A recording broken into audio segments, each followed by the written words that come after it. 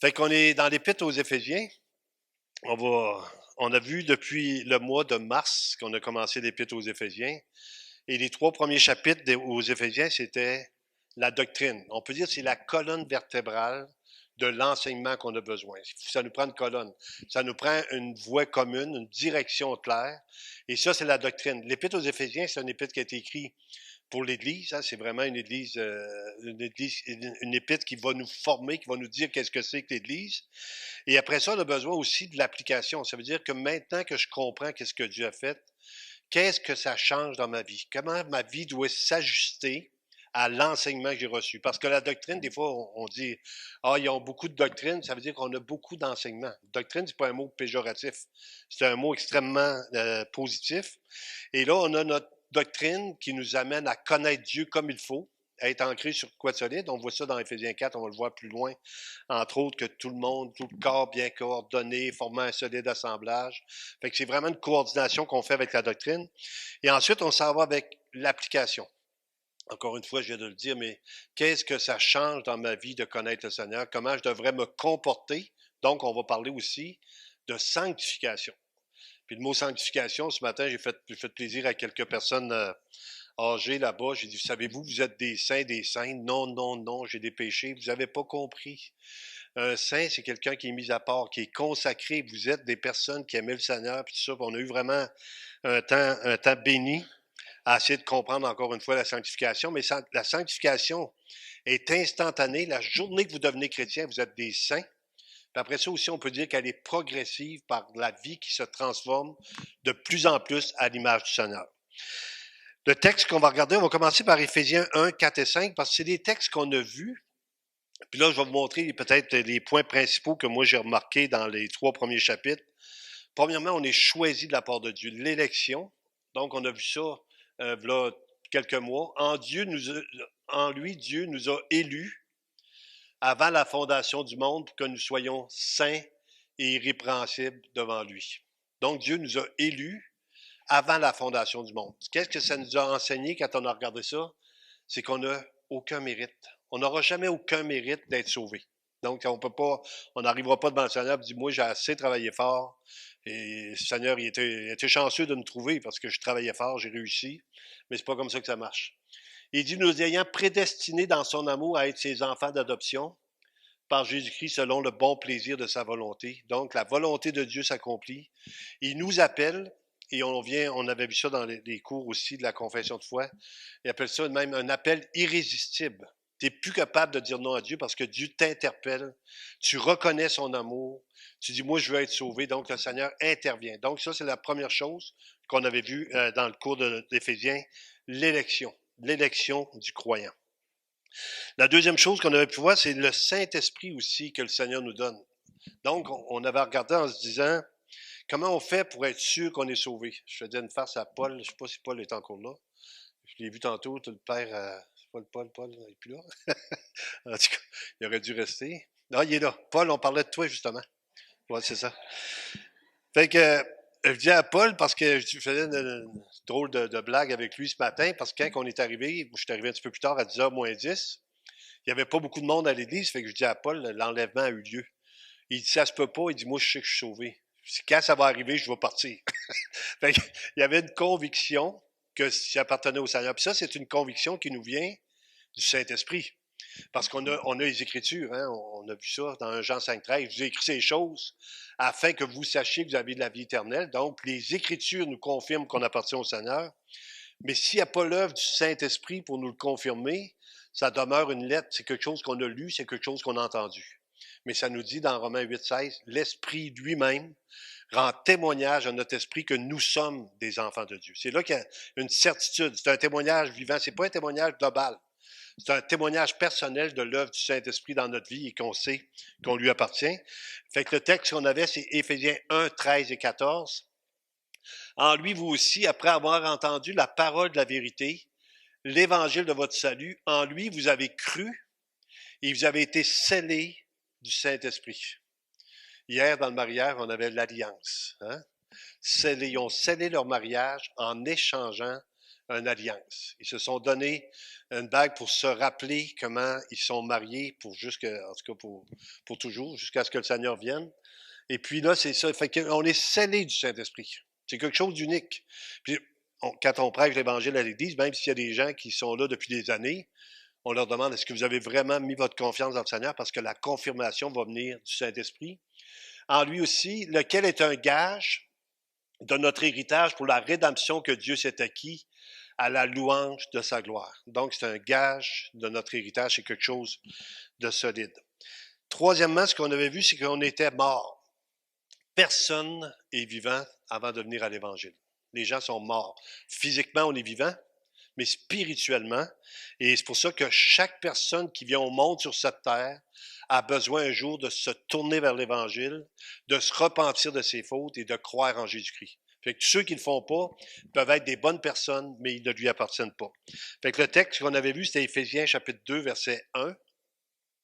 Vous étiez morts par vos offenses et par vos péchés. C'est pour ça que le salut doit être annoncé à quiconque n'a pas cru, pour que les gens puissent venir à lui. Donc, on était mort. Juste un exemple, les gens nous disent, je lisais la Bible, je comprenais rien. La journée qu'il y a une conversion, tu lis la Bible, tu dis, écoute, c'est donc bien clair, c'est quoi qui s'est passé entre les deux? Mais tu t'es converti. Il y a une conversion. Chaque personne qui est sur cette terre a besoin de se convertir. Quatrièmement, on avait vu aussi que le salut est par la grâce seule. C'est toutes des choses que vous savez, mais là, je vous fais un petit résumé avant d'arriver dans l'application, parce que ces doctrines-là sont tellement importantes qu'après ça, quand vous allez marcher pour le Seigneur, vous allez avoir cette sécurité-là, cette assurance que vous lui appartenez. C'est par la grâce que vous êtes sauvés. Donc, ça, c'est encore un fait. C'est un fait qui détermine aussi, si on peut dire, le mouvement évangélique ou protestantisme, sauvé par la grâce seule. Il n'y a rien qu'on peut rajouter à ce que Christ a fait pour nous. Maintenant, les gens vont dire, ouais, mais moi, je fais des œuvres quand même. Faire des œuvres, c'est merveilleux. C'est obéissance, on peut dire, à ce que Dieu nous a demandé. Mais ça ne se rajoutera jamais rien au salut. Puis ça, c'est quoi? C'est votre repos. Parce que la journée que vous comprenez que c'est par la grâce seule, que vous n'avez rien à faire, vous êtes déjà en repos. Puis après, quand vous allez accomplir les choses, vous ne le ferez pas pour mériter Dieu. Vous allez le faire en reconnaissance de ce que Christ a fait pour vous. Ce matin, je parlais encore à mes amis là-bas. Je m'inquiétais. Il y a une personne âgée qui n'était pas venue depuis 2 semaines. Puis là, j'étais vraiment inquiète. Je dis ça à ma femme hier. Là, je prie pour le monsieur, 93 ans. J'espère qu'il n'a pas été détourné de venir avec nous autres. Puis il était là, puis un matin, il me dit, ah, j'ai juste oublié. Mais je comprends pas, 93 ans d'oublier de quoi, c'est pas normal, là. Fait que, il était tout content, il était là le premier matin, assis dans la salle, on s'inquiète, hein, quand il manque quelqu'un, c'est toujours comme ça fait partie de qui on est, là. Donc, verset 8, c'est par la grâce que vous êtes sauvés par le moyen de la foi, et la foi est aussi un don de Dieu. Juste pour vous dire, c'est 100% Dieu qui nous choisit, c'est 100% la responsabilité de l'homme de croire en Dieu. De l'autre côté, quand on nous dit que toute bouche va te fermer, les gens ne pourront pas dire « j'avais pas été choisi ». Ils vont pouvoir dire « tu as eu des occasions d'entendre l'Évangile, tu as eu plein de choses qui ont été manifestées et tu n'as pas voulu venir à moi pour avoir la vie ». Fait que ça, c'est une doctrine qui est plus difficile, plus complexe un peu, mais ça fait partie de la doctrine biblique. Et cela ne vient pas de vous, c'est le don de Dieu. Donc, peut-être l'exemple qu'on a donné là-bas aussi, les larrons sur la croix. Les deux maudissent Dieu, les deux sont enragés contre le Seigneur, ben ils savent pas qui est Dieu avant que le Seigneur intervienne dans leur vie. Et puis à un moment donné, il y en a un qui se reconnaît puis il dit hey, moi je mérite ce que j'ai, mais lui, il n'a rien fait de mal. Il reconnaît que Jésus, puis c'est pas le Jésus en train de faire des miracles. C'est le Jésus qui est en train de mourir sur la croix, en train de souffrir, et lui, le Seigneur lui révèle qu'il est Dieu. Et là, il se repent. Il ne fait pas juste une bonne pensée avant de mourir. Encore une fois, il faut enlever nos idées qu'on avait avant. Les gens nous disaient une bonne pensée avant de mourir, puis tu t'en vas au ciel. Non, une bonne pensée avant de mourir, tu t'en vas. Ça ne veut pas dire que tu vas aller au ciel. Une repentance avant de mourir, tu t'en vas au ciel. Fait que lui, il dit, pour nous autres, on mérite ce qu'on a, mais lui, il n'a rien fait de mal, puis il va dire à Jésus, souviens-toi de moi quand tu viendras dans ton royaume. Et Jésus va lui dire, aujourd'hui même, tu vas être avec moi dans le paradis. Donc, il n'a même pas été baptisé, il n'a rien fait, aucune bonne œuvre. C'est peut-être l'exemple la plus merveilleuse qu'on n'a pas. Comment que c'est par la grâce seule qu'on peut être sauvé. Après ça, qu'est-ce qu'on a vu? On est concitoyens des saints, Éphésiens 2, 19. Ainsi donc, vous n'êtes plus des étrangers. La journée qu'on vient au Seigneur, on devient des enfants de Dieu. Et c'est ça qu'on va pouvoir parler ce matin, entre autres pour la Sainte. On n'est plus comme le reste du monde. On est différent. On a la même chair, la même face, les mêmes yeux. Ça ne change pas de couleur. Mais on est différent. On a un esprit en dedans de nous qui nous amène à être des témoins et que notre vie maintenant devient un témoignage des gens à côté. Ce que je dis souvent, les gens ne lisent pas la Bible, mais ils lisent les chrétiens. Si vous faites quelque chose de travers, les gens me disent ah, il se dit chrétien, lui, je l'ai vu l'autre jour, il a tiré une roche après un enfant. Là, si ça se dit chrétien, là, je dis un peu, là. Pourquoi il a tiré une roche? À quel enfant? À qui appartenait cet enfant? Mais tout ça, mais normalement, il devrait avoir une différence. Pasteur Jérôme, je dis souvent, je vais le citer en exemple. C'est mon meilleur, il est toujours là en avant, puis il se défend pas, fait que je peux profiter de lui. Mais quand il s'est converti, il y a un enfant qui avait tombé en escapédale. C'était pas normalement son bail de ramasser les enfants. Mais là, il l'a ramassé puis il en a pris soin. Hein. Si je me trompe, c'est à peu près ça. Hein? OK. Normalement, il aurait passé à côté, il n'y avait pas de temps à perdre. Hein? Non, il peut se défendre, mais c'est à peu près ça. Il s'était passé quelque chose dans ce sens-là. Hein? Que tu m'avais dit, il y a 25 ans. Je ne sais pas si ça a changé. Là. Excuse-moi, Pasteur Jérôme, c'est trop beau. Ainsi donc, vous n'êtes plus des étrangers ni des gens du dehors, mais vous êtes concitoyens des saints, gens de la maison de Dieu. Et c'est pour ça que tant il y a aussi longtemps, puis là je vous le dis honnêtement, tant il y a aussi longtemps qu'on va demeurer sur la parole dans notre Église, on est en sécurité. La journée qu'on va commencer à faire du compromis sur la parole, notre Église n'est plus en sécurité. Parce que le Seigneur, ce qu'il dit, c'est que l'Église est l'appui et la colonne de la vérité. On ne parlera pas toujours des mêmes choses tout le temps, mais il faut demeurer ferme sur ce que Dieu enseigne. C'est notre sécurité, c'est ce que le Seigneur nous dit. Puis il nous dit de ne pas avoir la crainte des hommes, d'avoir la crainte de Dieu. Un jour, chacun d'entre nous, on va se rendre devant le Seigneur. C'est pour ça qu'on est en train, on fait notre pèlerinage un jour pour arriver devant lui. Septièmement, c'est un mystère qui a été révélé, Éphésiens 3:6, puis on achève par rapport à la doctrine. Ce mystère, c'est que les païens sont co-héritiers. Donc, les Juifs étaient le peuple choisi de Dieu. On voit ça dans l'Ancien Testament. Pas parce que vous êtes meilleurs, j'ai décidé de faire un peuple à part. Et maintenant, dans l'Église, la nouvelle Église, si on peut dire proclamée, l'Église du Seigneur, Juifs et païens ensemble dans le même lieu pour célébrer Dieu. Donc ça, c'était révolutionnaire. Les Juifs n'avaient pas de contact avec les païens. Maintenant, on devient des co-héritiers avec Christ. On travaille ensemble, puis on fait partie de la même famille. Maintenant, on n'en voit pas beaucoup à Montjoly. On n'a pas beaucoup de Juifs à Montjoly. Mais si vous allez ailleurs, peu importe si tu es Juif ou chrétien, ça fait partie de la même Église. Forment un même corps et participent à la même promesse en Jésus-Christ. Donc, c'était la révélation du mystère. On avait vu aussi connaître l'amour de Christ, Éphésiens 3:19. Et ça, c'est la chose à connaître, comment Dieu nous aime. Ça, c'est ce qui va vous aider à vous rendre à terme.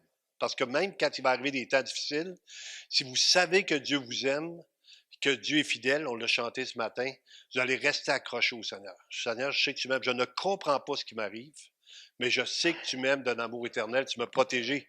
Et là, on peut voir toutes nos histoires de protection qu'on a eues, divines, des accidents, des choses, des fois la maladie, Dieu nous a gardés, nous a ramenés. Ici, c'est la chose, il dit, puis là, c'est la prière de Paul aussi.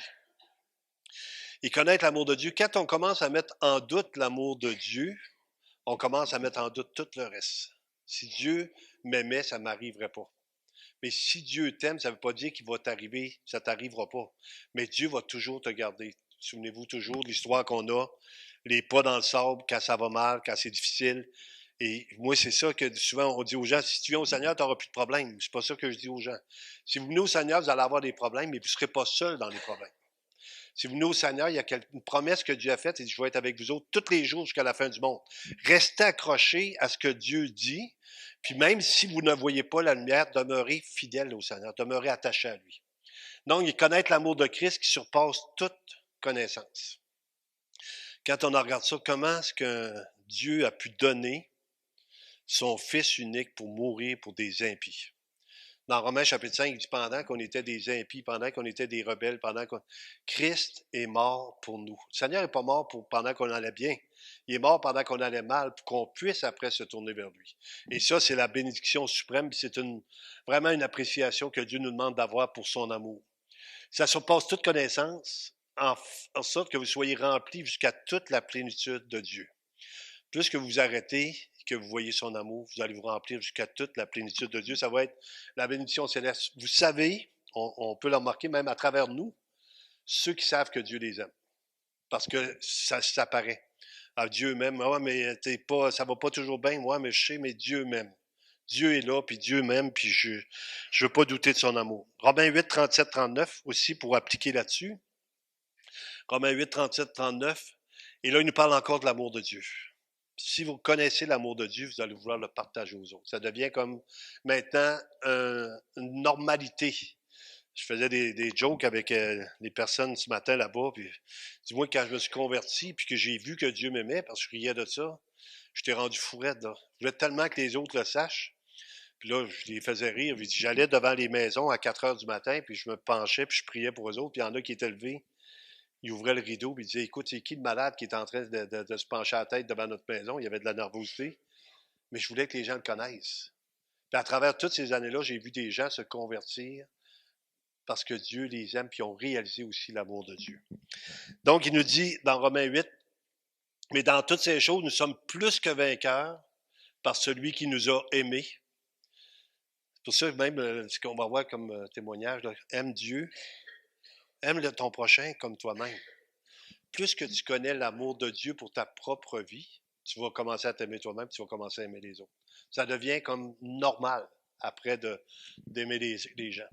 Et là, il donne une assurance, car j'ai l'assurance que ni la mort, ni la vie, là, on englobe tout ce qui peut se passer sur la terre pendant votre temps de pèlerinage, ni les anges, ni les dominations, ni les choses présentes, ni les choses à venir, ni les puissances, ni la hauteur, ni la profondeur, ni aucune autre créature ne pourra nous séparer de l'amour de Dieu manifesté en Jésus-Christ notre Seigneur. Vous savez, une force que les gens avaient à l'époque, dans notre temps, puis que peut-être vous pouvez faire aussi, c'est d'apprendre des versets bibliques par cœur. Quand les temps difficiles viennent, n'oubliez pas, quand Jésus s'est défendu dans les tentations dans le désert, il n'a pas parlé de lui-même. Il est écrit.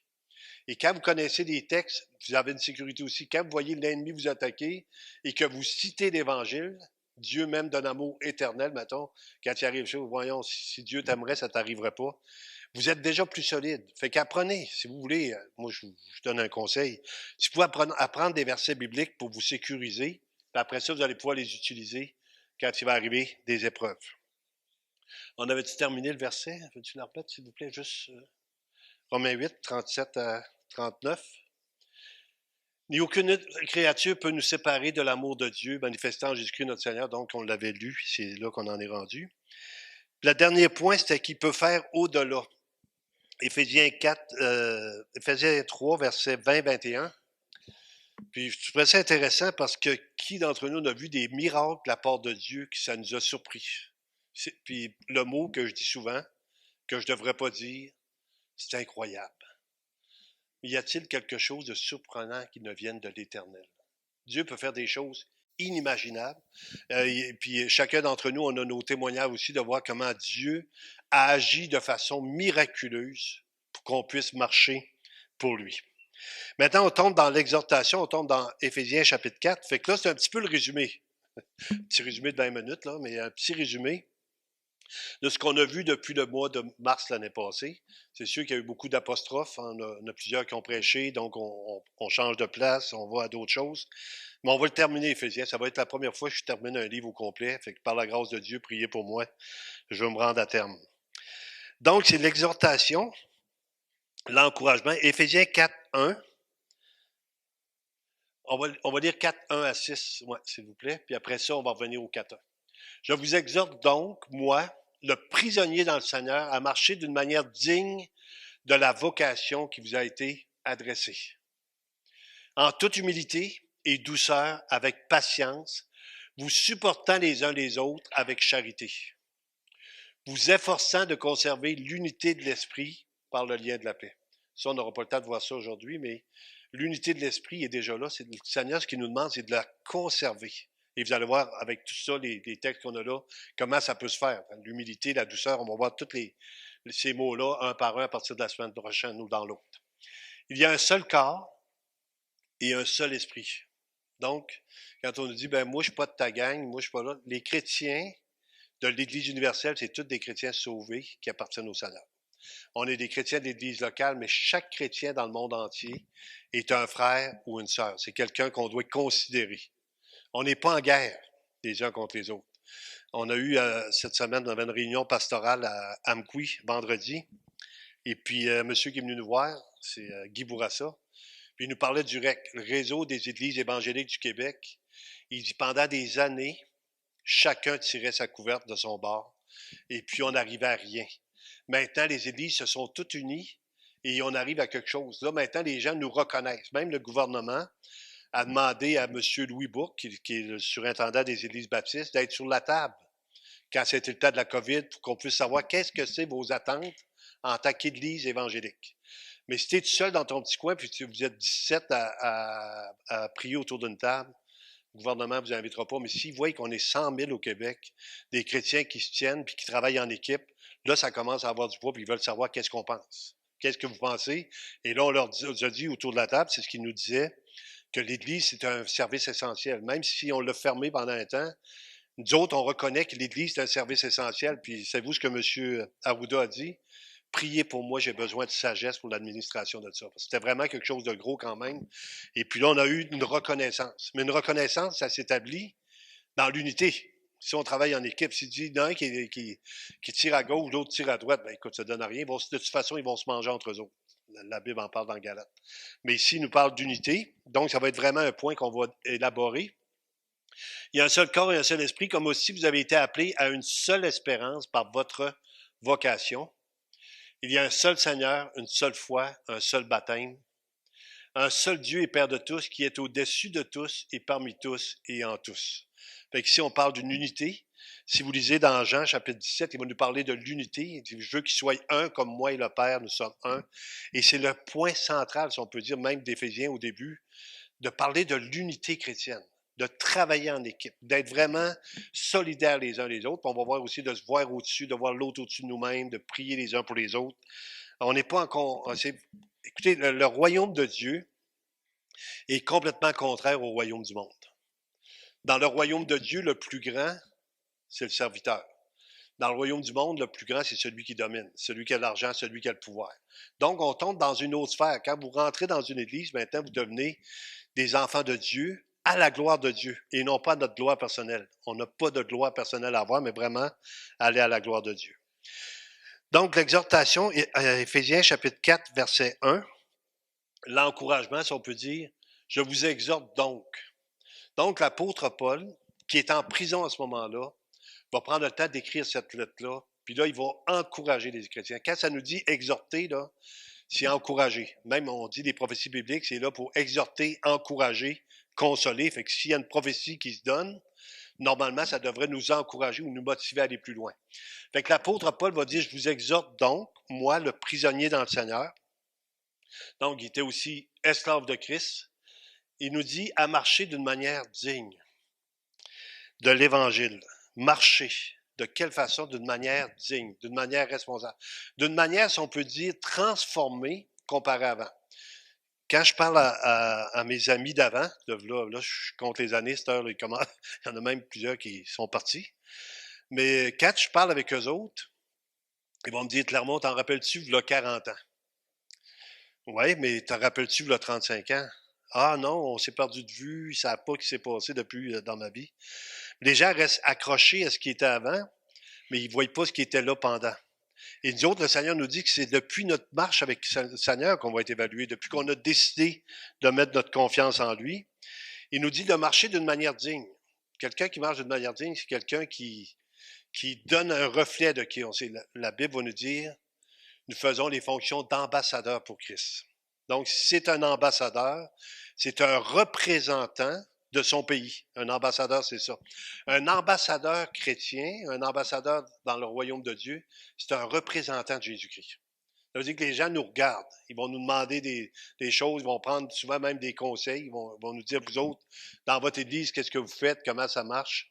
Hier, j'avais des nouveaux, j'ai pu parler avec eux autres, puis j'expliquais un petit peu à madame comment on fonctionnait. Puis elle disait, ah, c'est vraiment le fun, je savais pas comment ça marchait, l'Église, tout ça, mais d'être un. Puis là, il donnait l'exemple que vous autres, vous êtes un bon témoignage, là, félicitations. Le petit couple de mariés, vous voyez aller, puis c'est une bénédiction. Donc ici, Éphésiens 4, 17. Je vous exhorte donc, moi le prisonnier, voici donc ce que je dis, et ce que je déclare dans le Seigneur, c'est que vous ne devez plus marcher comme les païens. Pour ça, quand on arrive dans une église, vous dites, est-ce qu'on peut être à côté dans l'église, puis c'est pas grave? Non, c'est ceux qui connaissent pas Dieu. Ceux qui connaissent Dieu, quand ils ont la révélation du Seigneur, s'ils vivent dans cet état-là, ils vont se marier. On dit, écoute, c'est important. Là. On n'a même pas besoin de leur dire, normalement, c'est la révélation du Seigneur dans leur vie. Est-ce qu'on peut frauder le gouvernement à cette heure qu'on est chrétien? Ben non. La Bible nous dit, rendez à César ce qui est à César.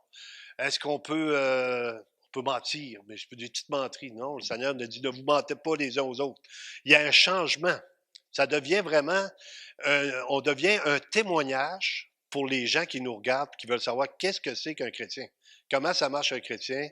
C'est quoi votre différence? C'est quoi la différence? Puis la différence aussi, en plus de marcher honnêtement comme en plein jour, que la Bible nous dit, c'est d'être un témoin de l'espérance qui est en nous. Et les gens vont aller voir pour vous le demander éventuellement. C'est quoi votre affaire? Moi, je marche avec des gens le matin souvent, puis les gens vont me parler. Puis là, préparez-vous à inviter des gens pour la grosse célébration du 17 décembre. C'est toujours exceptionnel de voir comment les gens répondent à cet appel-là pour venir voir qui on est, entendre l'Évangile, entendre la musique de Noël, entendre l'Évangile, puis après ça, manger nous autres en fraternité, puis goûter c'est quoi. Là, le Seigneur dit à ceci, tous connaîtront que vous êtes mes disciples. C'est une représentation de qui on est en tant qu'Église. Donc, ce que je vous déclare dans le Seigneur, c'est que vous ne devez plus marcher comme les païens qui marchent selon la vanité de leurs pensées. Donc ici, on a une nouvelle façon de fonctionner. C'est plus selon nos désirs tout le temps, c'est selon la volonté de Dieu. Vous remarquez, quand on prie, on termine en disant, non pas ma volonté, mais ta volonté, Seigneur. On cherche la volonté de Dieu. L'autre texte que je vais vous partager, c'est Colossiens, chapitre 1, verset 9 et 10, et vous allez voir ça partout dans les Écritures. C'est pour cela aussi, depuis le jour où nous en avons été informés, nous ne cessons de prier Dieu pour vous et demander que vous soyez remplis de la connaissance de sa volonté. Quand le Seigneur nous dit qu'il exauce nos prières, c'est parce qu'on connaît sa volonté, on l'apprend à travers les Écritures. Fait que souvent, on va prier, non pas ma volonté, mais la tienne. Puis plus que tu connais les Écritures, tu sais comment Dieu veut agir dans la vie des autres. Rempli de la connaissance de sa volonté en toute sagesse et intelligence spirituelle pour marcher d'une manière digne. Ça revient constamment dans les Écritures. Marcher d'une manière digne du Seigneur et lui être entièrement agréable. Puis la question qu'on se pose souvent, est-ce que je veux être agréable au Seigneur? Est-ce que dans ma reconnaissance pour lui, j'aimerais entendre dire à la fin de ma vie, quand je vais rentrer dans son royaume, bon et fidèle serviteur, tu as été fidèle en peu de choses, rentre dans la joie de ton maître. Et le Seigneur va accueillir des gens comme ça, des gens qui ont juste décidé de se soumettre à lui, parce que le mot soumission n'est pas vraiment à la mode. Je regardais quand Olivier, hier, a prêché, amenait un message, puis il dit, la femme doit être soumise à son mari. Et là, j'ai vu des gens, ça a parti à rire, j'ai dit, c'est tout le temps pareil. Mais il oublie que la soumission est mutuelle, puis que le mari ne domine pas sur la femme, il ne l'écrase pas, c'est son côté. Puis... Ben là, on n'a pas le temps de tout expliquer, mais tu vois toujours les sourires s'avancer. Notre vie chrétienne, on dit, soumettez-vous à Christ. Et c'est normal de se soumettre à notre Créateur. C'est lui qui est au-dessus de toute chose. On est des créatures. Donc ici, ça nous parle d'une soumission, de lui être agréable, portant du fruit. Et on connaît dans Galates, les fruits, l'amour, la paix, la joie, la bonté, la bénignité, la maîtrise de soi. Portant des fruits en toutes sortes de bonnes œuvres et croissant par la connaissance de Dieu. Donc, une église chrétienne en santé, c'est une église qui grandit. C'est une église qui donne un témoignage. C'est une église que les gens peuvent voir aller. Et puis, on a eu quand même une petite bénédiction. Je l'ai pris pour notre église quand le maire est venu à notre 30e anniversaire. Puis il dit, vous êtes quand même des gens qui donnent un impact dans la région. C'est pas moi qui ai dit de dire ça, là. Je suis content qu'il l'ait dit. Puis quand il est resté après, il dit, parce qu'il m'avait dit, je vais partir tout de suite après. Mais non, non, il dit, je vais rester. Et puis là, il a pu entendre l'Évangile à son tour. Mais c'est le témoignage des gens de l'extérieur. Et il dit même, où ce qui vous calomnie, comme si vous étiez des malfaiteurs, qui remarquent vos bonnes œuvres. Fait que les gens peuvent dire des choses négatives sur nous. Un exemple, pendant la COVID, il y a des gens qui ont appelé les policiers pour dire qu'on était ouvert. Et puis, il avait écouté, je ne sais pas si vous connaissez l'histoire, mais il avait écouté l'émission de radio, puis c'était des émissions préenregistrées, puis je disais, je vous invite, Église chrétienne, la Bible parle, 39, Beaupré à Montjoly. Fait que les seuls qui sont venus le premier dimanche que l'église était fermée, c'était 3 chars de police. Fait que moi, je suis seul dans le bureau, puis il cogne à la porte, puis il dit, êtes-vous ouvert? Il dit, monsieur le policier, on est tellement pas ouvert que vous n'avez pas le droit de rentrer, c'est fermé aujourd'hui. Ils ont parti à rire, mais là, ils voyaient bien qu'il n'y avait rien, mais ils répondaient à une plainte de quelque chose. Pour eux autres, on était un mauvais témoignage. On n'était pas un mauvais témoignage. C'est juste qu'ils n'avaient pas pris la bonne émission, elle était enregistrée d'avance. 1 Thessaloniciens 2, 11 et 12, un autre texte qui est là. Vous savez aussi que nous avons été pour chacun de vous ce qu'un père est pour ses enfants, vous exhortant, vous consolant, vous conjurant de marcher d'une manière digne de Dieu.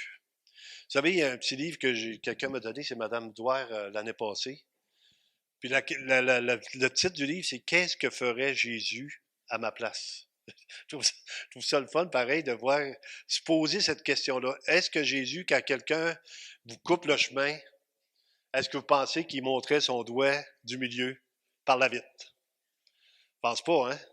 Mais c'est la première tendance qu'on a en tant que, quand on se fait faire quelque chose. Mais qu'est-ce que ferait Jésus à ma place? Comment je peux être un témoin, comme le Seigneur l'a été pendant son pèlerinage sur cette terre? Vous conjurant d'une marché d'une manière digne qui vous appelle à son royaume et à sa gloire. Donc, on devrait dire aux gens, quand vous vous convertissez, c'est que le Seigneur, maintenant, va transformer votre vie à son image. Hein, il dit dans Romains chapitre 12, verset 1, d'offrir nos corps comme un sacrifice vivant, saint, agréable à Dieu, ce qui serait de votre part un culte raisonnable. Donc, normalement, notre vie devrait changer. Je vais vous donner une autre petite histoire qui m'est arrivée. Quand j'étais à l'église de Rimouski, j'étais un nouveau chrétien, puis vu que je sors d'un milieu de bar, on avait un bar à l'époque, tout le monde le sait, et puis quand mon père me disait, Clermont, sors-les, moi je partais, puis je sortais le gars.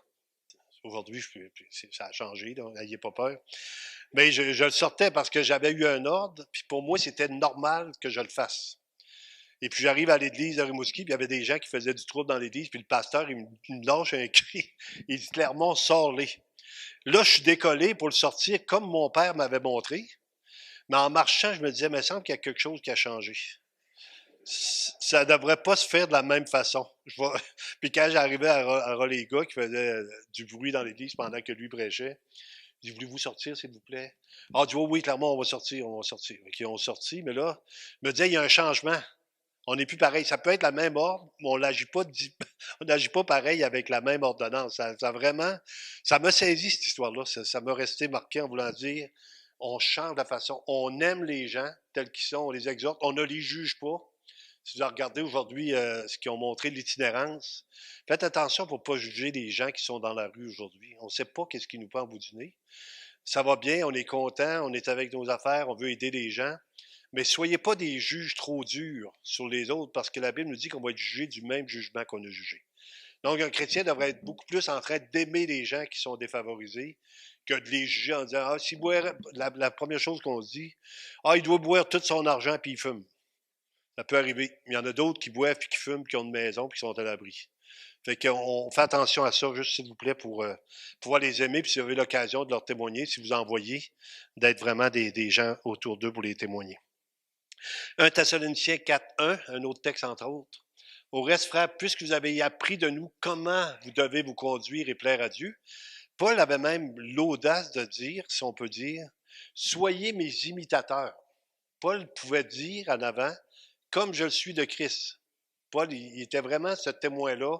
Ça n'a pas toujours été facile. On sait qu'il s'est séparé à un moment donné avec Jean-Marc qui a envoyé, il dit que la chicane a pogné avec l'autre, avec Barnabas. Puis, il y a eu des difficultés dans sa vie, mais il dit, tant que je marche pour le Seigneur, je veux être vraiment un exemple. Donc, il dit, soyez mes imitateurs comme je suis de Christ. Et ici, il dit, comment vous devez vous conduire et plaire à Dieu, et que c'est là ce que vous faites. Nous vous prions et nous vous conjurons au nom du Seigneur Jésus de marcher à cet égard de progrès en progrès. Fait qu'on n'est pas parvenu à ce qu'on devrait être. On est en train de grandir de ce qu'on doit devenir. Donc, notre vie chrétienne, il ne faut pas se décourager non plus. Quand vous manquez à quelque part, de dire, ben là, moi, c'est fini, ça ne me donne rien, là, je marche, tu croches. Non, non, tu demandes pardon, tu continues. Tu demandes pardon, tu continues, et là, tu apprends à marcher avec Dieu. 1 Jean 2, 6, 1 Jean chapitre 2, verset 6. Celui qui dit qu'il demeure en lui doit marcher aussi comme il a marché lui-même. Maintenant, là, vous allez me dire, ouais, mais écoute, c'est impossible, pasteur, c'est trop dur. Et quand on dit ça, on oublie que c'est l'œuvre de Dieu. Quand vous comptez sur le Seigneur pour transformer vos vies, c'est beaucoup plus simple que d'essayer par vous-même de vous changer. On ne peut pas se changer nous-mêmes. Il dit qu'un léopard ne peut pas changer la couleur de sa peau. Je pense qu'il y avait une chanson là-dessus. Nous autres, on ne peut pas se changer nous-mêmes. On peut aspirer à ce que le Seigneur nous transforme et de demander sa grâce. Seigneur, change-moi dans cet état-là, dans cette façon-là de voir les choses, parce que je ne suis pas à ta gloire. 1 Pierre chapitre 2, versets 11 et 12. La sanctification, encore une fois. Bien-aimés, je vous exhorte comme étrangers et voyageurs sur la terre à vous abstenir des convoitises charnelles.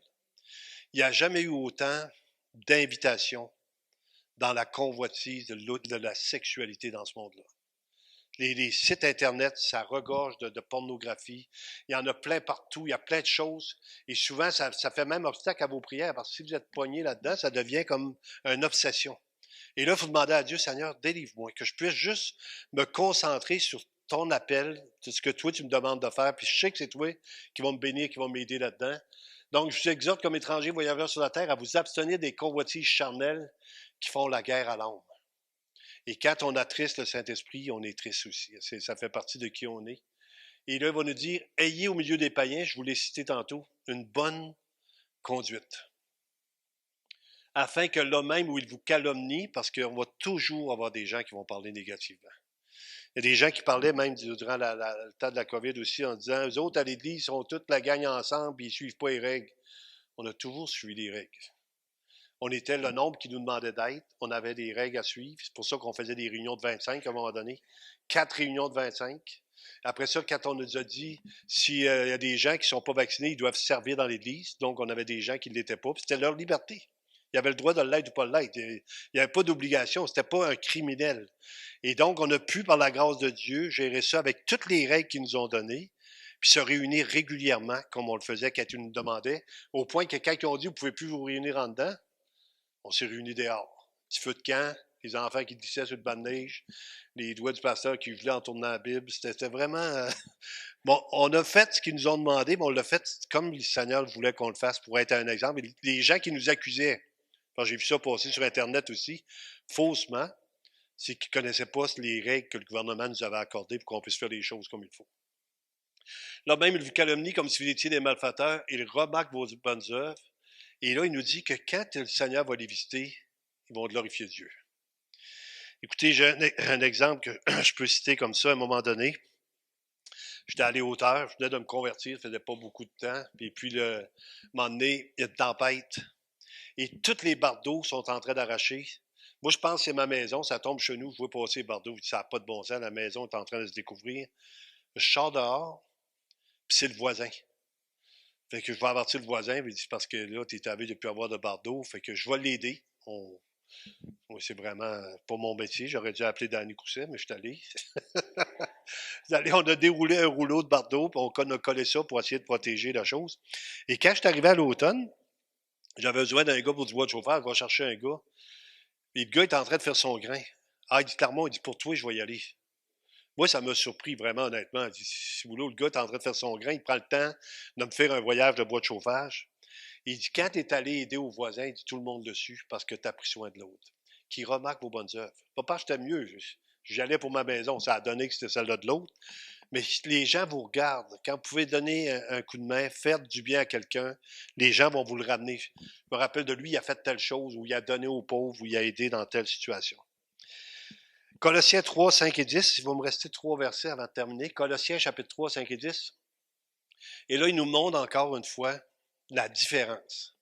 On n'est plus comme avant. On est différent par le Saint-Esprit qui vit en nous. Et le Seigneur veut nous amener à changer nos comportements pour être de plus en plus à l'image de Christ. Faites donc mourir dans les membres qui sont sur la terre l'impudicité, l'impureté, les passions, les mauvais désirs et la cupidité, qui est une idolâtrie. C'est à cause de ces choses que la colère de Dieu vient sur les fils de la rébellion. Il va dire, c'est dans Éphésiens chapitre 2, c'est là ce que vous étiez, quelques-uns d'entre vous. Donc, on n'est pas en train, encore une fois, de mettre que nous autres, on n'est pas comme ça, mais on faisait partie de ce nombre-là, par lesquels vous marchiez autrefois, lorsque vous viviez dans ces péchés. Là, il va parler maintenant aux chrétiens. Il va dire, normalement, l'immoralité sexuelle, tout ça, ça devrait être passé date. Pour quelqu'un qui se convertit, ça devient une nouvelle nature. Mais il dit entre vous autres, entre croyants, mais maintenant, renoncez à toutes ces choses, à la colère, d'être choqué, d'être frustré, d'être enragé, à l'animosité, à la méchanceté, des paroles mauvaises, des paroles qui vont détruire les autres, à la calomnie, de dire du mal de l'autre, aux paroles déshonnêtes qui pourraient sortir de votre bouche. Ne mentez pas les uns aux autres, vous étant dépouillés du vieil homme et de ses œuvres. Voyez-vous, il va parler du vieil homme puis le nouvel homme. Et ayant revêtu l'homme nouveau qui se renouvelle dans la connaissance selon l'image de celui qui l'a créé. L'autre texte, 1 Pierre 4, 15, 16. J'achève, il me reste 2 versets. 1 Pierre 4, 15. Que nul de vous, en effet, ne souffre comme meurtrier, ou voleur, ou malfaiteur, ou comme s'ingérant dans les affaires d'autrui. Je pense que c'est quelque chose qu'on a réussi un petit peu, en tout cas, on ne peut pas se vanter, mais de se mêler chacun de nos propres affaires. Chacun a sa vie, chacun a sa famille. Et c'est chacun, quelqu'un me disait dernièrement, un gars qui est allé voir une madame, puis il dit, Madame, vous ne devriez pas porter de boucle d'oreille parce que c'est pas biblique. Fait que là, la madame m'appelle, elle dit, Pasteur, tu dois de mettre des boucles d'oreille. Je lui dis, qui t'a dit de pas mettre de boucles d'oreille? Ben, c'est un monsieur dans l'église. Ben, c'est pas de ses affaires. C'est qui ton mari? Demande à ton mari, il va te le dire, lui, c'est toi. Fait qu'en voulant dire, quand on parle de soumission, c'est pas que les femmes sont soumises à tous les hommes d'église. Ils marchent en unité avec leur mari. Ils n'ont pas besoin de 100 hommes pour leur dire comment s'habiller puis comment se vêtir, tout ça. Si ton mari est bien là-dedans, pas de problème, tu vas d'avant. S'il n'est pas bien, il te le dira. Fait que c'est plus simple. Donc, si quelqu'un souffre comme chrétien, qu'il n'en ait point honte, et que plutôt il glorifie Dieu à cause de ce nom. Fait que ça peut arriver que vous marchez honnêtement, que vous êtes le plus droit possible, et que quelqu'un vous calomnie, mais vous souffrez comme chrétien en ayant une bonne conscience. Et le dernier texte, 1 Thessaloniciens 5, 21 à 24. Mais examinez toutes choses, retenez ce qui est bon, abstenez-vous de toute espèce de mal. Donc, encore une fois, comptez sur la grâce de Dieu. Et là, il va nous dire notre méthode. Je veux terminer avec la méthode ce matin, parce que sinon, c'est trop, on va tomber sur un légalisme pour essayer de marcher d'une manière. Et là, je veux que vous comptiez sur Dieu, non pas sur vous. Seigneur, tu vas m'aider dans tel domaine. J'ai un problème, j'ai une difficulté, je ne m'en sors pas. Il dit que le Dieu de paix vous sanctifie lui-même tout entier. C'est l'œuvre de Dieu. Et là, quand vous allez voir les victoires, vous allez avoir, dites pas, hey, j'ai changé ma vie. Non, non, c'est parce que là, tu marches par le Saint-Esprit que tu n'agis pas comme ça. Sinon, ta vie, ta chair ne s'améliore pas. N'oubliez jamais que votre chair ne s'améliore pas. Quand vous marchez par l'Esprit, vous n'accomplissez pas les œuvres de la chair. On le répète souvent, mais parce que les gens disent, hey, moi, je suis plus comme ça, je suis plus comme... Non, non. Un coup de marteau sur le pouce, puis on sait que tu peux revenir comme avant. Fait que c'est pas trop compliqué. Que tout entier, que tout votre être, l'esprit, l'âme et le corps soient conservés irrépréhensibles lors de l'avènement de notre Seigneur Jésus-Christ. Et le verset 24, celui qui vous a appelé est fidèle et c'est lui qui le fera. Celui qui vous a appelé est fidèle et c'est lui qui le fera. Comptez pas sur vous, comptez sur Dieu. Amen. On va prier.